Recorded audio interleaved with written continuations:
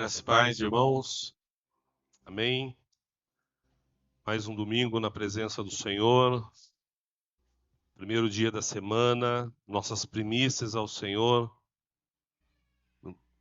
Momento que, com a sua família, junto com a igreja, nós nos reunimos para adorar a Deus. E vamos dar sequência na carta de Paulo aos Efésios. Nós estamos já na terceira parte. Peço que você abra a sua Bíblia em Efésios capítulo 1. Do versículo 7 até o 14.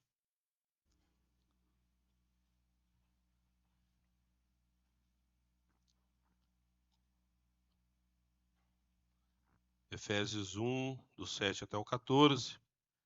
Então, nós falamos já de toda a sorte espiritual nas regiões celestes. Depois, nós falamos que nele nós somos eleitos, nós somos predestinados, e isso com toda a graça ele nos concedeu no amado. E hoje nós vamos falar a respeito dessas bênçãos de Deus em Cristo, que é o autor da nossa redenção. Então, o tema, a parte-chave da pregação de hoje é a redenção que é em Cristo Jesus. Então, do versículo 7 até o 14 diz assim: no qual temos a redenção pelo seu sangue, a remissão dos pecados segundo a riqueza da sua graça, que Deus derramou abundantemente sobre nós, em toda a sabedoria e prudência, desvendando-nos o mistério da sua vontade, segundo o seu beneplácito, que propusera em Cristo, de fazer convergir nele, na dispensação da plenitude dos tempos, todas as coisas, tanto as do céu como as da terra. Nele, digo, no qual fomos também feitos herança, predestinados segundo o propósito daquele que faz todas as coisas conforme o conselho da sua vontade, a fim de sermos para louvor da sua glória, nós, os que de antemão esperamos em Cristo, em quem também vós, depois de que ouviste a palavra da verdade, o evangelho da vossa salvação, tendo nele também crido, foste selado com o Santo Espírito da promessa, o qual é o penhor da nossa herança, até ao resgate da sua prosperidade, em louvor da sua glória. Amém? Oremos ao Senhor. Pai, em nome de Jesus, obrigado por mais esta bênção de estarmos na tua casa, reunidos junto com a tua igreja, com o teu povo, que foi comprado com o teu precioso sangue. Ó Deus, obrigado pela tua misericórdia que se renova nesta manhã. Ó Deus, para que nós possamos juntos te glorificar, te adorar, mas também aprender de ti no teu templo, na tua igreja.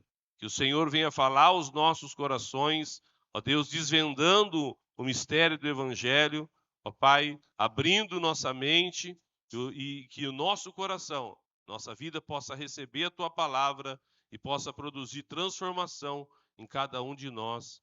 Amém. Amém. Os irmãos podem se assentar. Louvado seja o nome do Senhor Jesus. Então, as bênçãos de Deus em Cristo Jesus, que é o autor da nossa redenção. Então, irmãos, meus queridos, se nós percorremos essa vastidão sublime do plano eterno de Deus, da qual Paulo está aqui trazendo essa revelação, né? Esse plano sublime para o seu povo, vamos chegar ao fato de que a maior bênção que é repetida ao longo da carta de Efésios e de todos os escritos de Paulo é a redenção pelo sangue e sacrifício de Jesus Cristo. Redenção, o que significava? Era comprar de volta os escravos ou os presos de guerra, que durante esse período de domínio do Império Romano, eles estavam ali debaixo realmente da escravidão, de todo o jugo ali do Império, E ali, amados irmãos, a redenção era quando alguém surgia para trazer a liberdade, trazer realmente o livramento a esses homens, a essas mulheres. Não apenas, amados irmãos, era recebê-los de graça. As pessoas não davam os escravos e os presos gratuitamente. Era algo realmente pago, né? E o preço não era barato. Então tinha que comprar, tinha que pagar. Disso vem a origem, então, a palavra de redenção, quando a pessoa estava sujeita à escravidão, ao domínio de alguém. E alguém, para obter a liberdade dessa pessoa, tinha que realmente pagar. E nós somos redimidos, amados irmãos. Paulo, quando ele estava vivendo nesse império, nessa época, ele traz então esse significado, essa alusão do que significava a redenção e ser redimido. E nós somos redimidos então no Filho. Temos a redenção em Cristo. Nós temos essa redenção. Então, no qual isto é em Cristo Jesus. Nós temos esta redenção e essa nossa possessão presente hoje, aquilo que nós tomamos posse, essa herança que nós temos hoje, foi conquistada por alguém. Essa liberdade que nós temos hoje foi conquistada por alguém e foi pelo sangue. E isso é o que o Evangelho traz entendimento para nós, que nós somos comprados, nós recebemos a remissão dos pecados e a redenção através do sangue de Jesus, e isso faz que nós temos então uma aliança, e uma aliança com aquele que nos resgatou, com aquele que nos libertou, uma aliança com Deus. Então as Escrituras apresentam o sangue de Cristo como o único infinito preço dessa transição, daquilo que foi realizado. Só há uma transição daquele que é escravo para a liberdade através do preço que foi pago, né? E o preço dessa transação que envolve a nossa liberdade, a nossa redenção, foi realmente feita através do sacrifício de Cristo. Isso Paulo relata, Atos relata lá em Atos 20, 28, 1 Coríntios 6, 20, 1 Pedro capítulo 1, versículo 18, Colossenses 1, versículo 14. Então, esse termo, redenção, ele descreve, então, o aspecto da obra de Cristo, a obra de Cristo pelo qual nós somos livres totalmente do pecado, dessa escravidão do pecado e também da culpa pelo pecado, sendo colocada a nossa vida em total liberdade. Total liberdade. Então, Paulo diz que se uma vez nós somos livres e comprados e temos essa liberdade, nós não podemos novamente deixar de que alguém nos escravize de novo, né? Nenhum sistema, nenhuma instituição, nada pode nos tornar novamente escravo de alguém. Nós já fomos libertos, né? Então, um dos resultados da redenção é a remissão dos pecados. A remissão, amados irmãos, não é o mesmo da redenção. Ela é um dos frutos da sua... A remissão é um dos frutos da redenção. É um dos benefícios que foi conquistado pela redenção, é a remissão dos pecados. Então, significa literalmente essa palavra remissão, é mandar embora. Nós somos remidos, nós estamos livres, nós nos despojamos, nós retiramos de nós, né? É mandar embora aquilo que realmente, quando acontece na conversão, quando você se converte, quando a obra da redenção está sendo executada em você, a regeneração do velho homem para a nova criatura, você está eliminando de você. Você está mandando embora da sua vida todo o pecado, toda a culpa está realmente sendo eliminada da sua vida naquele momento, né? O pecado original, toda a culpa que você tinha, você está ali a obra da regeneração opera a justificação de Deus. Opera a justificação de Deus em nossa vida. Então, e como isso acontece? Você coloca, você tira de você e coloca em alguém esse peso, essa culpa. E a Bíblia diz que todo fardo, todo esse pecado, toda essa culpa, quando é retirada de você, é colocado em quem? É colocado em Cristo Jesus. Ele tomou sobre si toda a maldição, toda a sua condenação, tudo aquilo, amados irmãos, que estava oprimindo, escravizando a sua vida, está sendo lançado agora sobre Cristo Jesus. E é lançado ali na cruz do Calvário. Então você se torna completamente livre, sem culpa nenhuma, através de Cristo Jesus.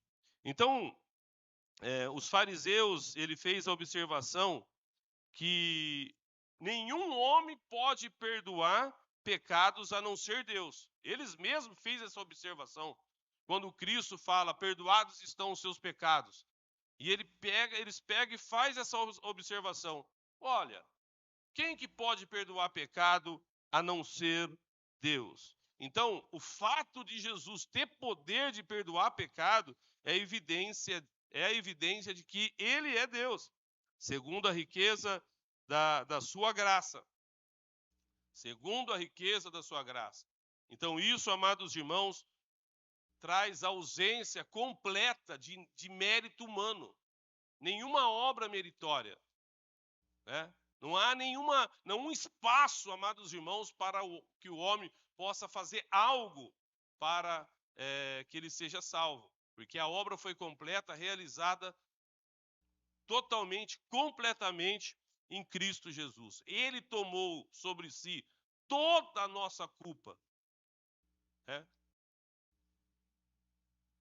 Então, amados irmãos, quando nós entendemos isso, uma vez, quando a Adriana estava passando por a crise de... Irmãos, vamos, por favor, eu gostaria que ficasse atento à mensagem, tá? Quando a Adriana passou por uma crise de ansiedade, a síndrome de pânico, né? Tem um pastor querido nosso, que é psicólogo, é o pastor reverendo Alexandre Régio. A Adriana foi conversar com ele nos recebeu. E uma das coisas que ele disse, que foi assim essencial para a Adriana vencer a ansiedade, a crise de pânico, porque vem muita culpa. A Adriana achava assim, ó, não sou uma boa mãe, eu não sou uma boa esposa, eu tenho falhado com Deus, e aquela culpa. Isso é lançado, amados irmãos, pelo inimigo na nossa mente. Essa faz parte desse ataque do adversário sobre a nossa mente, a nossa vida, né? E uma das coisas fundamentais, ele falou assim: leia o que a palavra de Deus diz. Não aceite essa voz que está vindo sobre a sua mente. Não aceite. Isso é a voz do inimigo. É ele que está lançando essa seta, essas palavras sobre você. Mas o que a Escritura diz? Toda a sua culpa, Cristo já levou. Todo o seu pecado, Cristo, ele levou. Basta crer na obra que Cristo realizou para que você se sinta livre, você receba o perdão e que toda essa acusação caia por terra. Se há uma sinceridade na confissão de pecado, se há realmente uma sinceridade no arrependimento, há a sinceridade do perdão. O efeito da Escritura, ele é poderoso para realizar. Esse é o Evangelho, amados irmãos. Como eu tenho falado na escola bíblica já umas 4 aulas, o que é o Evangelho? O Evangelho é aquilo que Cristo já realizou, aquilo que ele já completou, aquilo que ele fez, né? Aquilo que ele concretizou, ele consumou na cruz do Calvário, ele levou sobre si. Então, há muitas pessoas que entram em crises, né? Em crises de identidade, em crises com a sua vida, com as suas falhas, não sabe lidar com as suas fraquezas, com os seus erros, né? E quando as coisas não começam a dar certo. Mas nós temos que entender, amados irmãos, que nós somos imperfeitos, Cristo é perfeito. Ele é Deus, né? Nós estamos num processo de santificação, de aperfeiçoamento dos santos. Nós estamos nesse processo, mas a obra já foi completa. Então nós temos que entender as Escrituras, entender o efeito, o poder do Evangelho, para que nós continuemos nesse processo de restauração da obra de Cristo sobre nossas vidas. Então, e isso nós não temos mérito nenhum, e muitas vezes nós somos cobrados, nós nos cobramos, porque muitas vezes nós achamos que nós temos alguma condição, algo que nós possamos fazer para poder nos livrar de algo que está realmente nos perturbando. Então, a redenção de Cristo, ela inclui o perdão dos pecados, ela inclui a restauração do homem, da humanidade, daquele que crê, e o resgate final. O resgate final, a redenção, ela está acontecendo, ela está sendo operada na igreja, em nós, até chegar ao ponto, o seu cume, o ponto final, que é o resgate completo, quando nós a igreja for arrebatada e tomada por Deus, aí foi concluída toda a obra da redenção. No entanto, para que esse efeito do Evangelho, esse poder do Evangelho aconteça, e essa obra de restauração feita na redenção aconteça, a mensagem, no versículo 13, em quem também vós, tendo, depois que ouviste a palavra da verdade, o evangelho da vossa salvação, tendo nele também crido. Tendo nele também crido. Então a mensagem tem que ser ouvida. O evangelho tem que ser pregado. Então nós vemos na palavra de Deus que demonstra essa absoluta necessidade de levar o evangelho. O evangelho tem que ser pregado. A igreja ela tem que focar nisso. O mundo, a humanidade precisa ser restaurada. A redenção tem que ser espalhada e alcançar, amados irmãos, todos os povos da terra, todas as tribos, todas as etnias. Então é necessário que o evangelho chegue àqueles que nunca ouviram. Porque só há uma maneira dele ser redimido. Só há uma maneira dele ser perdoado. É crendo. E para crer, tem que ser levada a mensagem. Então, o que é o evangelho? O evangelho é uma notícia. Uma notícia você se dá. Né? Para que serve os jornais? Né? Eles são um instrumento que carregam notícia. Muitas vezes notícias boas e notícias ruins. Mas o evangelho é uma boa notícia. E a notícia, ela tem que ser proclamada. Ela tem que ser anunciada. Né? Tem que ter os seus arautos. Tem que ter aqueles que são os portadores da notícia, para que a notícia chegue aos lugares mais longínquos, mais inóspitos, né? Mais dificultoso. Então, em quase todos os versículos desse primeiro trecho, que nós estamos lendo aqui do capítulo 1 de Efésios, praticamente 11 vezes, a salvação aparece através de, que é Cristo, ou em Jesus. A salvação, da única maneira que Paulo, quando fala da salvação, ele fala que é em Cristo, através de Cristo. Não há abertura, não há possibilidade nenhuma, não há nenhuma possibilidade de abertura nas Escrituras para que a salvação seja realizada através de boas obras, ou algum tipo de filosofia, ou algum tipo de outro meio, ou de outras obras meritórias, ou outras religiões apontando outros caminhos. Não há nenhuma possibilidade. Não há. É somente em Cristo. Então, Paulo usa essa palavra em Cristo, presta atenção, mais de 200 vezes. Mais de 200 vezes nas suas cartas. Ele repete isso. Ele não se cansa de falar. É em Cristo. É em Cristo. É através dele.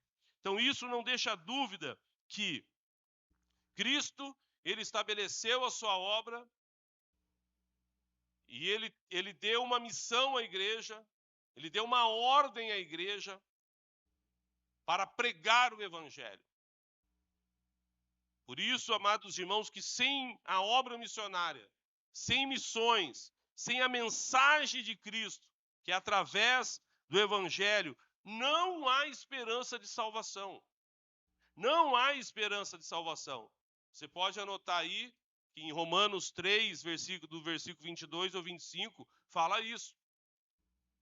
Esse evangelho tem que ser proclamado, tem que ser levado, né?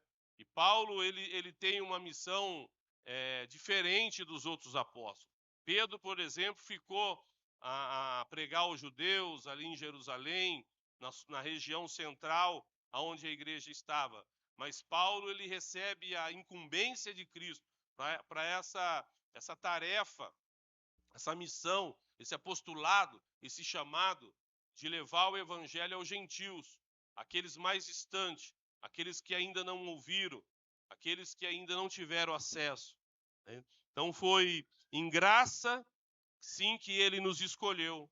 Foi em graça que ele nos predestinou, mas também ele nos redimiu. Então Deus, ele nos escolhe, Deus nos predestina e Deus nos opera a sua remissão. Porém, isso não é tudo. Olha que interessante. Irmãos, eu peço que vocês diminuam a andação na igreja, tá bom? Então, isso não é tudo o que Paulo quer trazer através da carta de Efésios. Deus, ele derrama essa graça abundante sobre nós, mas com toda a sabedoria e prudência. Ele derrama junto com a sua graça, ele derrama sobre a igreja, ele derrama sabedoria, ele derrama prudência. Então significa que ele, graciosamente, ele compartilha dos seus planos e dos seus propósitos com a igreja.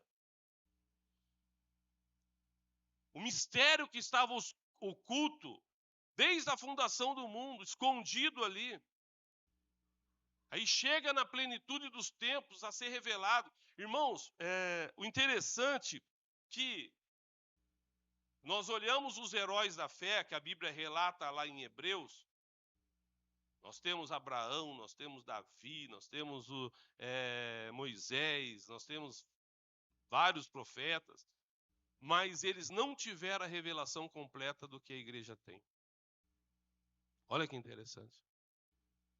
Eles ouviam falar, o Espírito dava a entender que esse mistério ia ser revelado. O Espírito Santo dava a entender e usava eles apontando que Cristo apareceria, que o Messias, e esse mistério seria desvendado, né? Então, Deus, ele compartilha com a igreja agora todo o seu propósito, todo o seu plano.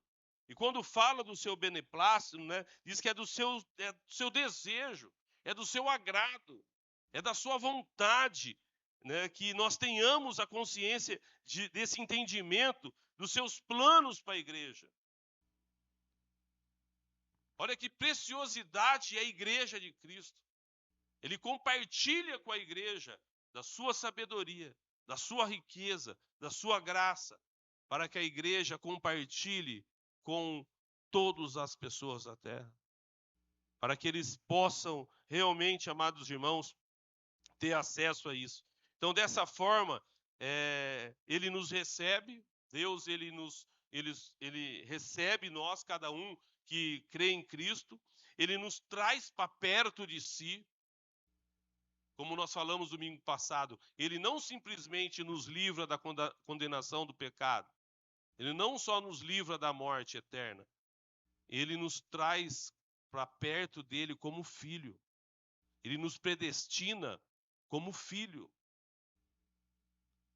Paulo fala na adoção de filhos, em Cristo Jesus, nós somos adotados como filho. Ele nos traz para dentro da liberdade que há em Cristo, dentro da casa dele. Ele abre a porta e nós passamos a ter o mesmo direito, né? Nós fazemos parte agora, irmãos, do círculo de confiança de Deus. Nós fazemos parte desse círculo de confiança de Deus e Ele nos revela o grande alvo para qual toda a história humana caminha. Ele revela para a igreja. Ele nos dá a entender, a conhecer, através da Escritura, o caminho da humanidade. E como nós, amados irmãos, ele fala da sua missão, ele fala da missão dele, da história dele, do seu plano, do seu propósito, e ele compartilha com a igreja e chama a igreja para perto dele, para participar junto, para ser participante desse propósito. E ele mostra para a igreja, através das Escrituras, a história da humanidade, como vai terminar e como a igreja vai participar e tem relevância em tudo isso. A igreja se torna o seu maior instrumento de proclamação. É a igreja. Então, a estratégia missionária de Deus em derramar sua graça sobre os santos, sobre os fiéis em Cristo, é abundante, amados irmãos, dessa maneira sábia e prudente, aonde junto com essa sabedoria e com essa prudência, ele derrama os seus dons, ele derrama a sua capacitação, ele capacita a igreja com várias expertises, com vários talentos, com vários dons, na sua multiforme graça, para realmente fazer parte desse projeto tremendo de alcançar todos os povos e todas as pessoas. Então, Paulo, nessa carta, ele remonta toda a ação de Deus através da história. Se nós olharmos para trás, olha que história tremenda, poderosa, maravilhosa de Deus para alcançar os perdidos, e não só alcançá-los, discipulá-los, ensiná-los, né? E como diz Mateus 28, ensinar todas as coisas. Todas as coisas. A igreja, amados irmãos, está diante dela. Todas as coisas. Tudo nos foi revelado.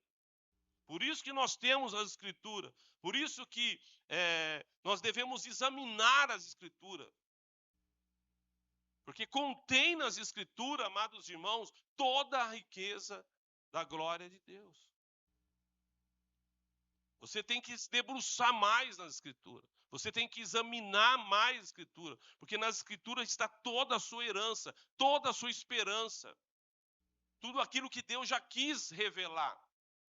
Já está nas Escrituras, né? Então, se nós examinar as Escrituras e analisar a história da igreja sobre um olhar missiológico, nós realmente vamos aprender muito. Nós vamos aprender muito, amados irmãos, sobre as estratégias excelentes, como Deus opera com sabedoria, com excelência na ação missionária da igreja. Não nasceu do fruto dos pensamentos e intenções humanas. Toda a história da parte missionária de Deus escrita, deixada como um rastro de glória, nasce desse espírito de sabedoria que Deus realmente derramou sobre a igreja.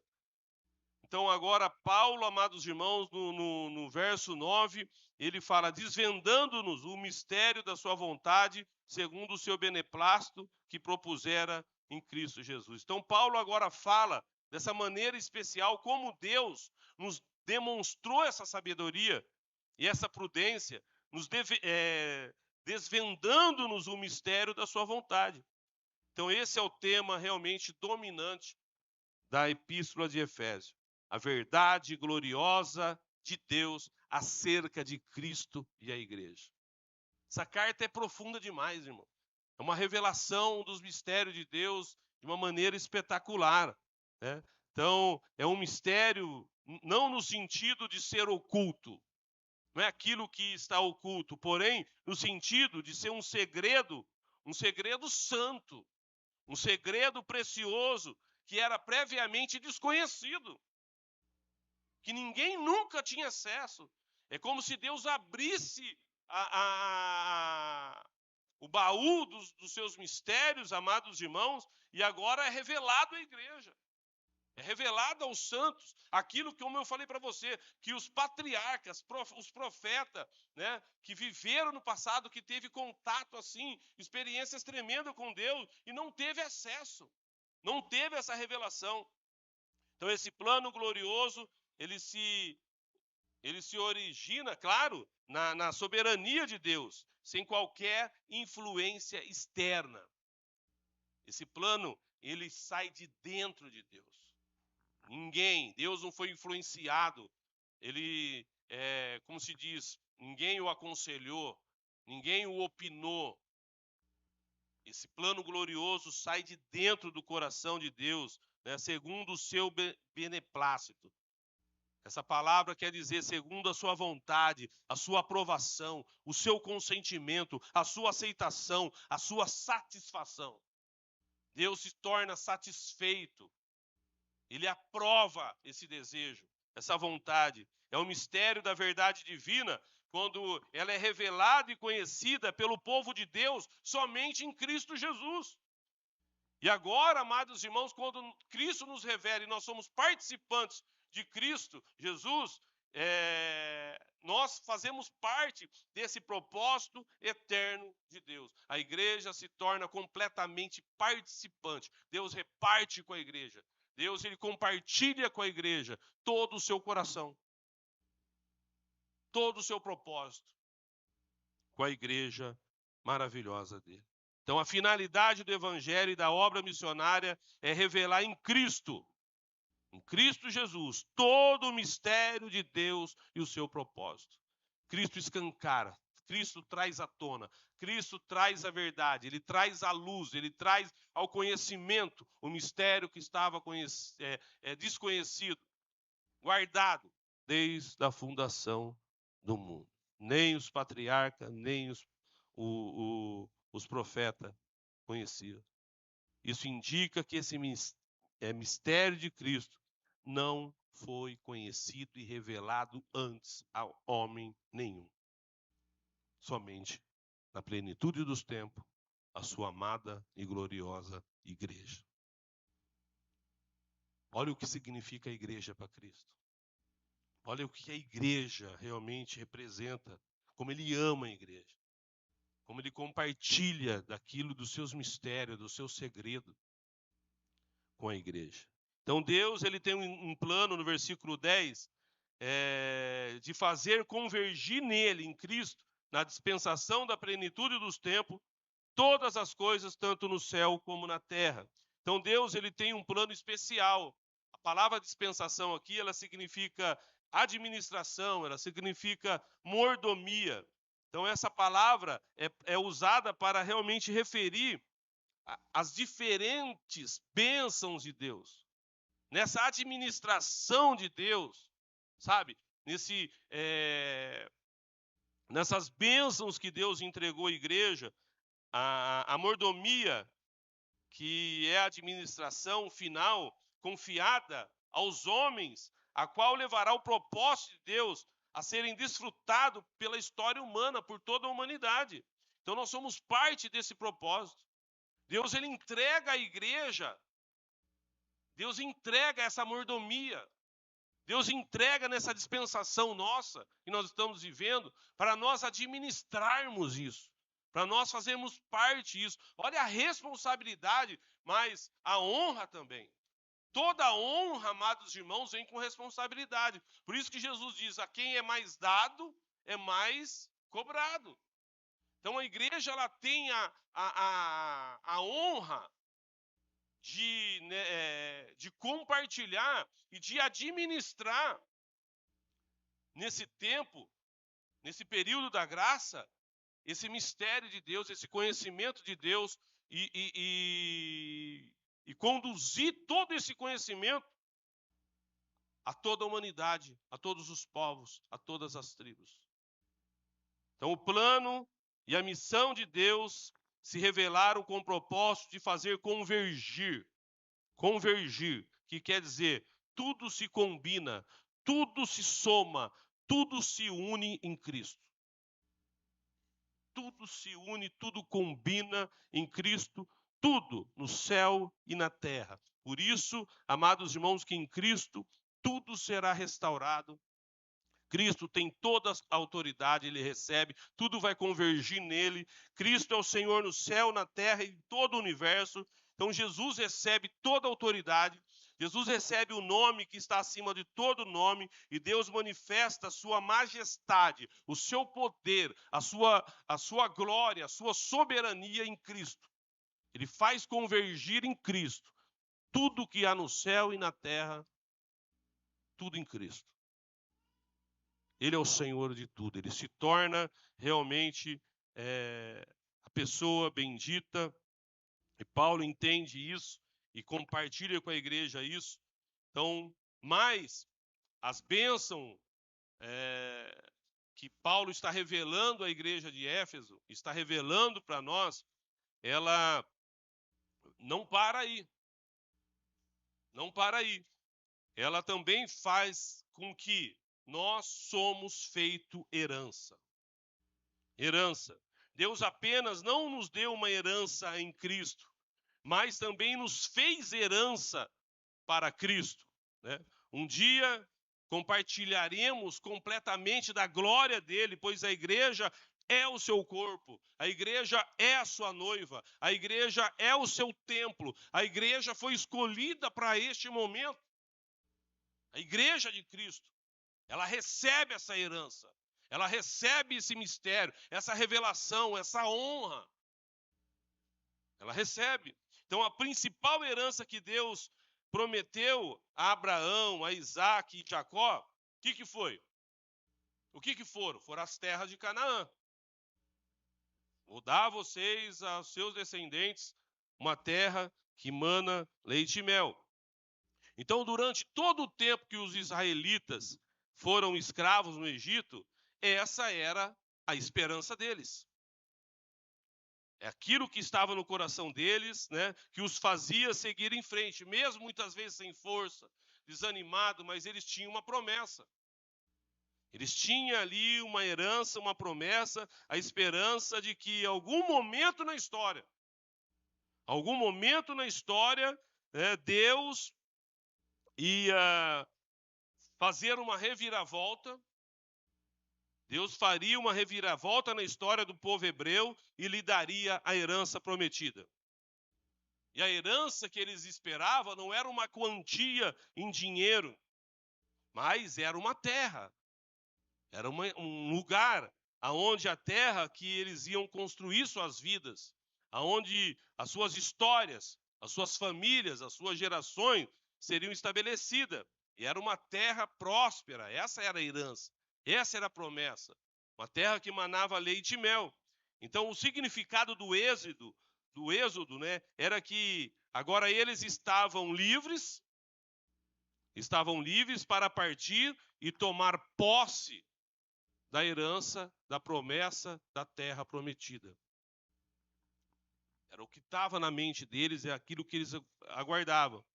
Então eles ficaram ali vagando pelo deserto durante 40 anos, sendo levados para lá e para cá, de dia pela nuvem, de noite pela coluna de fogo. E a presença de Deus, a presença do Santo no meio deles, era uma presença gloriosa, que dava proteção, que mostrava o caminho, mas era uma presença perigosa. Era uma presença perigosa, porque era a presença do Todo-Poderoso. E hoje, amados irmãos, estamos vivendo um período que parece que as pessoas vivem a lá vão ter. Esse período que nós estamos vivendo. Mas olha tudo que eu falei para você, o que significa a igreja dele. A presença do Santo, ele está na igreja. Deus está no meio dela. Ele santifica a igreja. E isso é glorioso, mas ao mesmo tempo perigoso. Assim como foi para o povo no deserto, glorioso, mas ao mesmo tempo perigoso. Por quê? Era tolice, amados irmãos, a murmuração. Era tolice o do homem reclamar, se rebelar. E a Bíblia mostra, amados irmãos, que alguns, muitos, pagaram um preço caro, altíssimo, pela sua rebeldia, por não santificar a presença de Deus no meio deles. Pagaram, mas a presença era necessária, porque era a presença de Deus que era a garantia que eles chegariam ao final, e eles chegaram. Quando Moisés fala assim, Deus falou, Moisés, você tem que avançar, você tem que ir. O que Moisés luta e reluta? Se a tua presença não for, não subirei daqui. Não iremos. Não iremos, a tua presença é essencial. Então a presença de Deus na igreja é real. É gloriosa sentir a presença de Deus, sentir a presença do Espírito Santo, mas como foi perigosa no passado, ainda se torna perigosa, porque ele não deixa de ser santo. E ele santifica a sua igreja. Ele zela pela sua igreja. Ele cuida da sua igreja. Como ele não aceitava, amados irmãos, outros, corrigir Israel, tocar em Israel, só Deus tocava em Israel. Só Deus repreendia Israel. Você está entendendo? Assim é com a igreja. Quem morreu pela igreja, irmãos? Quem se sacrificou? Quem sofreu pela igreja? Quem ressuscitou pela igreja? Quem vai vir buscar a igreja? É Cristo. A igreja é dele. E ele, até hoje, ele continua sendo a sua presença gloriosa. Mas não se engane, meu irmão. A presença de Deus, ela continua sendo perigosa no meio do teu povo. E os que se rebelarem contra a sua palavra, aquele que menosprezar o seu sacrifício, aquele que não valorizar a presença dele, vai ser corrigido. Por ele. Por ele. Por ele. Então Paulo agora ele conta a história novamente, amados irmãos, só que com um novo êxito. É uma nova herança, é uma nova aliança, é uma nova peregrinação pelo deserto do mundo. A igreja, ela está numa peregrinação. Ela está vivendo esse novo êxodo, buscando a sua herança. Como é frequentemente Paulo fala em suas cartas que ele vê, como ele vê, né, a igreja nessa presente era, e ele faz novamente o que Israel fez no deserto. Paulo ele segue o caminho, ele segue o projeto, ele entende, amados irmãos, que a igreja está passando pelo mesmo processo. Quando a igreja ela sai da escravidão do pecado, mediante um ato grandioso de Deus, como o povo de Israel saiu ali da escravidão do Egito, mas com um ato grandioso de Deus sendo glorificado em Faraó, mas agora Deus ele é glorificado através de um ato glorioso em Jesus, o Messias, e o caminho, e a igreja está ao caminho da nova terra prometida, né? Como Deus prometeu a Abraão, prometeu ao povo de Israel a nova Canaã. Mas que herança é essa? Que promessa é essa?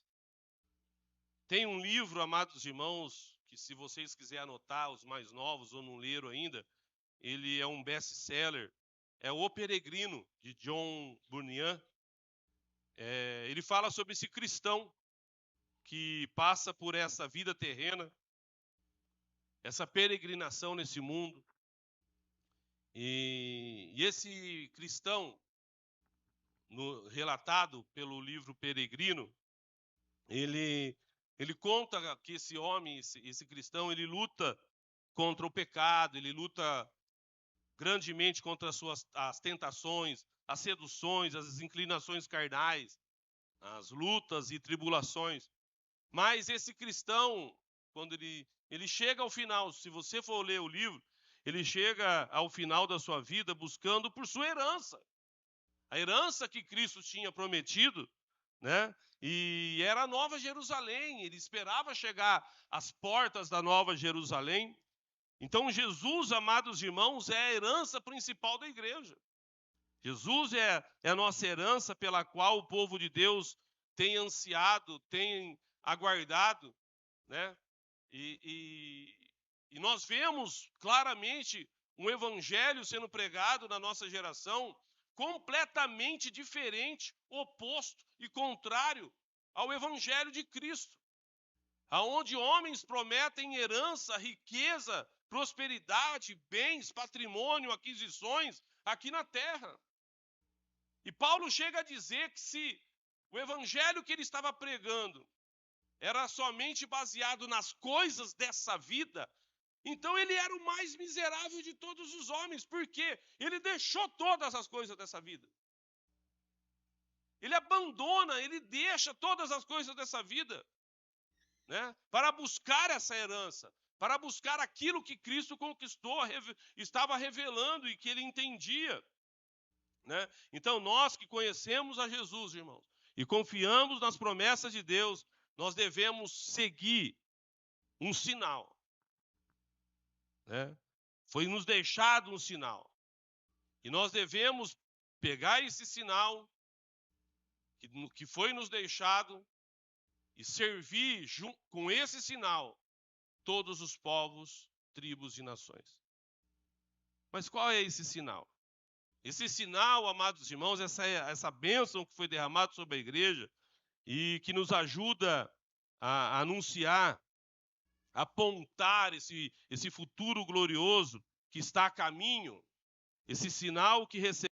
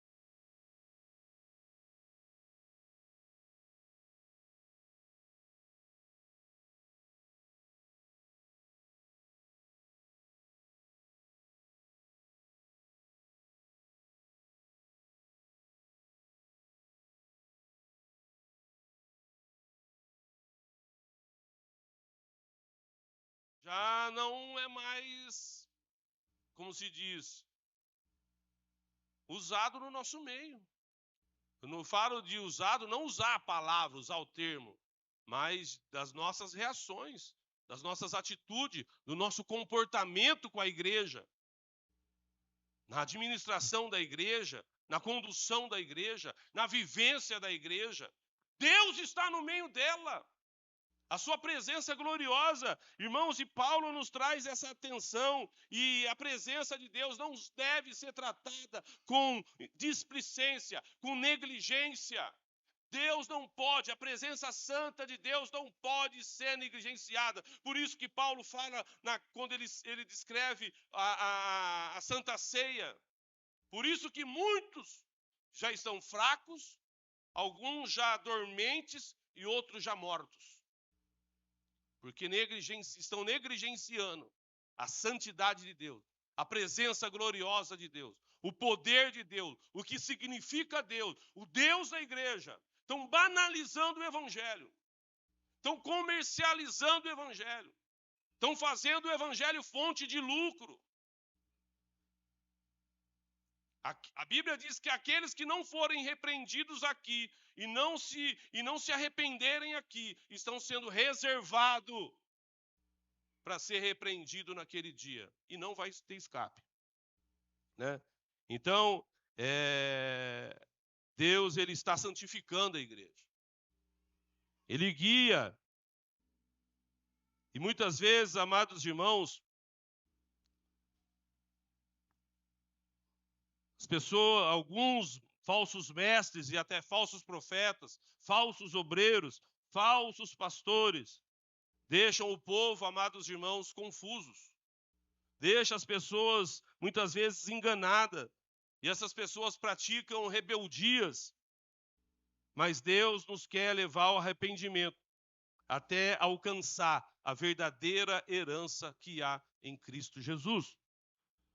O Espírito Santo, amados irmãos, ele é mais do que um ser para você sentir e rodopiar e cair no chão ou sentir um arrepio. O Espírito Santo é mais do que um guia. O Espírito Santo, amados irmãos, é mais do que um líder, é mais do que um derramador de dons, é mais do que um mestre, ou mais do que um capacitador, ou um inspirador. Uma que o Espírito Santo é Deus. Ele é Deus, irmão. É a presença de Deus. E outra, amados irmãos, ele é parte da herança prometida. Olha o que diz o versículo, o Espírito Santo da promessa, ele selou os fiéis, ele selou os cristãos com a sua própria presença. Então, o Espírito Santo, amados irmãos, é a própria presença de Deus, porque ele é o próprio Deus. Ele é o próprio Deus. E ele já está no meio da igreja, ele se tabernaculou-se em nós, ele está dentro de nós, e nós já estamos nos acostumando com ele, sabe por quê? Porque, amados irmãos, ele está nos guiando para a cidade santa, nesse novo mundo, nessa nova Jerusalém, e ele estará presente pessoalmente conosco, completamente, vivendo entre nós. Estou terminando, gostaria que você ficasse de pé nessa hora. Quando fala a palavra de Deus que o Espírito Santo nos selou, que ele nos selou, amados irmãos, é como ele nos separasse, como ele nos estampasse em nós, o selo oficial de Deus. Você já viu aquela frase assim? Eu peço que todo mundo ainda não terminamos, vamos ficar atento aqui, irmão. Vamos ficar até o finalzinho aí, ligado naquilo que Deus está falando conosco, tá? Em nome de Jesus. O Espírito Santo, amados irmãos, então ele nos selou. Então você imagine quando fala assim, ele estampa em nós o seu selo. Como fala assim, uma camisa estampada, naquela camisa, naquela roupa está estampada aquela marca que identifica quem produziu, quem foi o estilista, quem produziu aquela camisa, né? A quem pertence a ideia. Então nós temos o selo do Espírito Santo. Está estampado na igreja, está selado na igreja, está bordado em nós. Nós temos uma identidade clara. Da onde originou, quem foi que criou, a quem pertencemos. E essa estampa, amados irmãos, está revelada ao mundo. O mundo olha para a igreja e eles têm que identificar a igreja estampada, Cristo nela. A igreja, ela tem que mostrar quem que realmente a quem ela pertence. Ela não pertence a homens. Ela não pertence a nenhum proprietário. A igreja não pertence a bispos, a apóstolos, aos que se sente dono dela. A igreja, ela pertence a Cristo. Cristo tem que estar no centro dela. Cristo tem que ser o nome mais relevante nela. Cristo tem que ser o nome mais eminente nela. Adorado nela. Tem que ser o propósito dela. Não é propósito, visões, revelações de homens. E muitos têm que entrado nesse barco furado. E têm se afogado. Mas estamos ainda no período da graça. As mãos de Deus estão estendidas para nos socorrer, para nos encaminhar a Cristo. Então o Espírito Santo, amados irmãos, Ele nos sela e torna a igreja povo, propriedade exclusiva de Deus. Esse é o selo que nós recebemos, essa herança, né? E nós temos desse selo, através do seu Espírito e da sua promessa, a garantia da promessa. Deus garante que a igreja vai herdar o novo céu e a nova terra. Que nós podemos perder tudo nessa terra. Aliás, nós somos peregrinos aqui. Nós não devemos nos sacrificar ao ponto, amados irmãos, de gastar toda a nossa energia, todas as nossas forças para juntar tesouros aqui na terra, onde a traça e a ferrugem vai corroer. Mas a Bíblia diz, buscarmos os tesouros que estão em Deus, estão no céu. Essa é a nossa promessa. Essa é a palavra. Esse é o Evangelho. É isso que Deus tem nos prometido. Irmãos, e Deus concedeu o seu Espírito como sinal, como selo de tudo que é glorioso e que nos aguarda como herança, que é a sua presença. Você quer uma herança mais valiosa, mais poderosa do que a presença do próprio Deus? John Knox, ele fala assim, o que é o poder de Deus? Ele responde, o poder de Deus é a presença do próprio Deus. Então, como que a igreja tem o poder de Deus? Quando a igreja tem o próprio Deus. O próprio Deus. E Deus nos deu uma das partes da sua herança, conquistada com Cristo Jesus, na cruz do Calvário. Na cruz do Calvário, Deus nos dá direito a todas as bênçãos das regiões celestes. Deus nos elege em Cristo Jesus. Deus nos predestina à adoção de filho em Cristo Jesus. Ele nos chama para dentro. Ele nos leva à sua intimidade. Lá dentro da casa do Senhor, você tem o direito, você é filho, de abrir a porta da geladeira. Você não fica no quartinho da empregada. Ele nos dá a redenção, a remissão, e Ele nos dá a herança, o derramamento da sua presença. Antes Deus manifestava no povo de Israel, através de tenda, através do tabernáculo. A Bíblia diz agora que Ele se tabernaculou-se em nós. Ele está dentro de nós. Ele se move em nós. Essa é uma das heranças que Cristo conquistou na cruz do Calvário. E eu queria que você então louvasse, depois nós vamos orar. Louvasse com os irmãos esse hino. Feche os teus olhos se você sabe. E você preste atenção à profundidade do que é receber a herança de Deus. Quando você entende isso, você vai ver a diferença do evangelho que é pregado nas escrituras, do evangelho das invenções, loucuras da mente humana. Quando você entende o que Deus significa, o que Ele representa, o que Ele conquistou para você, você vai fazer igual Paulo. Você vai pegar todo o seu conhecimento, todo o seu entendimento. E Paulo falou assim, meu Deus, a partir de hoje, tudo que eu tenho, eu coloco diante de Cristo como esterco. Não vale nada de tudo que Deus tem para mim. Vamos cantar então?